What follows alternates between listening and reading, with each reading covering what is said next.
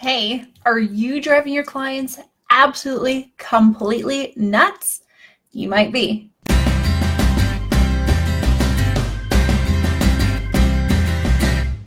Hey, I'm Erin from erinflynn.com, and I help web designers and developers just like you streamline their businesses, communicate with our clients, and create more profitable web design businesses. And today I want to talk about the 3 things that you're doing that drive your clients absolutely, completely bonkers.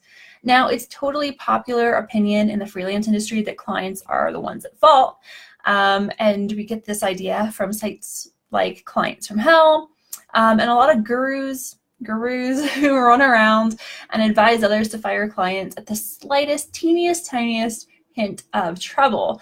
And listen, I'm not saying that every single person you work with will be amazing and that there aren't any jerks out there. There definitely are clients who are jerks out there in the world. But can you really afford to place the blame on everyone who hires you and give them the boot? You can't. So if you're getting bad client after bad client, you might be the cause of that. Just like if a client comes to you and says that, they've fired their past 3 web designers, that's a red flag that they might not be good to work with. If you have had to fire your past 3 clients, that might also be a sign that you're the one at fault. And if you want a good reputation and actually make money, you can't just fire every single person who hires you. And I do want to say I am all for firing clients when necessary. I've fired clients. I've helped my students fire clients. Sometimes you just got to do it. But I'm also all about taking responsibility for the things that I'm doing wrong that are making the projects less enjoyable for everyone, including the client. And you should take that responsibility too. So here are the 3 things you do that drive your clients nuts. Number 1, you take on projects that you are a bad fit for. You've done it.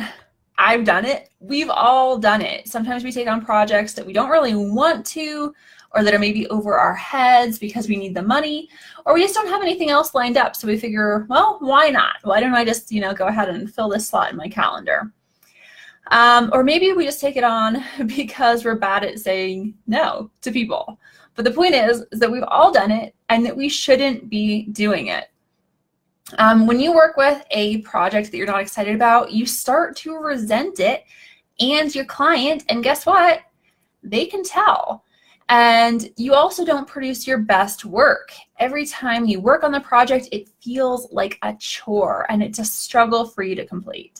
And that's not fair to you, and that's not fair to the client. And what about those projects you take on that are over your head? I've maybe done that once or twice, and while I do believe that we should challenge ourselves, I've seen the inside of a lot of websites where the original designer or developer obviously had no idea what they were doing, and I've spent many hours fixing those sites. So if you ever want to not impress a client, take on a project that just completely baffles you, slap together a solution so it appears to be working correctly on the front end, and then just hand it off to your client who will have to spend basically twice as much money, if not 3 or 4 times as much as they paid you to actually get things working properly. That is the way that you do not impress anybody. So I need you to be honest with yourself about whether you are actually the right person to complete a client's project, whether it comes down to the tech or just interest in the project itself. You should only work on projects that excite you and that you're capable of completing properly. If you're a bad fit, your clients will figure it out and it will make them unhappy. All right, number 2, speaking jargon. So clients don't speak web designer or copywriter or whatever your profession is. They don't do it. If they did, they'd probably be in your profession and not be your client. And so that's why it's important to drop the tech talk and the industry lingo and to speak to clients in a way that they can actually understand. A lot of business owners don't understand the difference between something like a logo and a brand.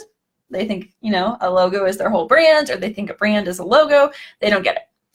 Or they don't know the difference between a logo and a header image, or a server and a domain registrar. And they don't know what the heck a widget is, and why would you want one in a sidebar, or what is that sidebar?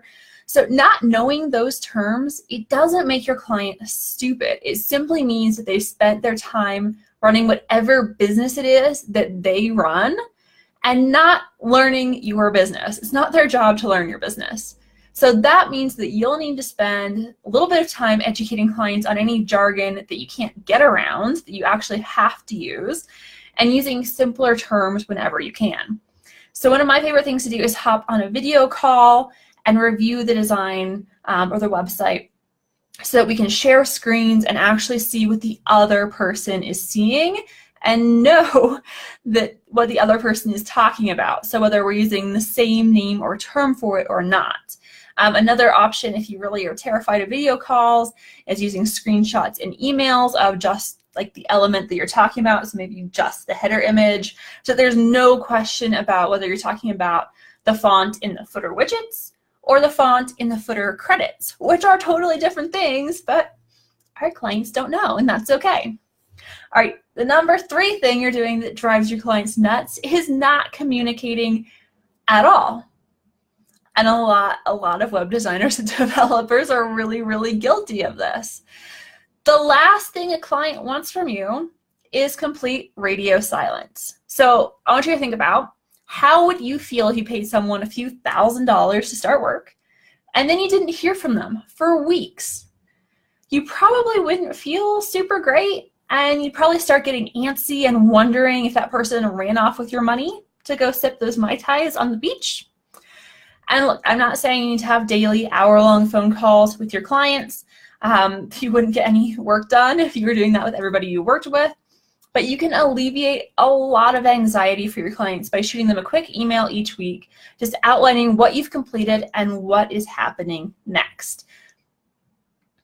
So, a simple weekly email, which I will include a link to down below, will make a huge difference. So the simple weekly email, by the way, takes just about 2 minutes to do, but it will let your client know what you've been up to. It lets them know what you'll be working on next, and if they need to do anything, which keeps your clients in the loop and totally happy. All right, let's wrap up this video. So, are you driving your clients nuts? Let me know if you are. Go ahead and post down below. No shame. We've all been here, done these things. Let me know if you've made the same mistakes that I have.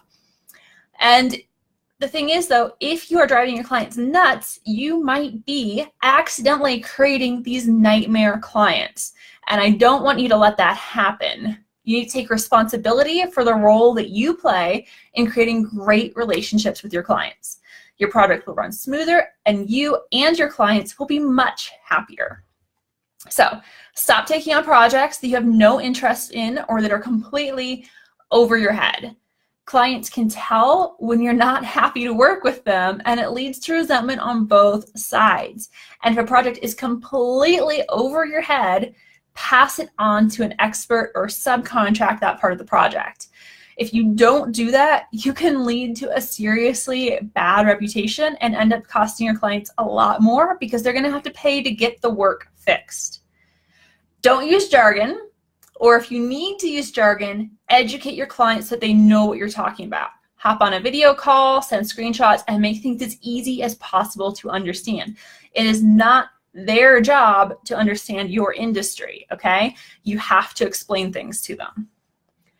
And finally, remember to communicate with your clients. It does not have to take long, but you do need to let your clients know what is going on, or they're going to get extremely antsy, angry, and think that you've gone and run off with all of their money.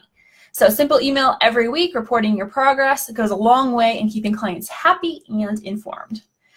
All 3 of these steps will help you improve your business, and it will help you make your clients happy, which can lead to great referrals. And referrals are super powerful. People are much more willing to spend thousands of dollars, hiring you for a website if they've gotten a referral from somebody that they trust. So if you can make a client happy and they tell other people about how great you are much more likely to get more clients more easily. But I need you to take a step back and look at what you're currently doing and what you can do better. These simple steps that I've talked about can help you avoid working with bad clients or creating bad clients out of good people. Thanks for tuning in, and I will see you guys later. Bye.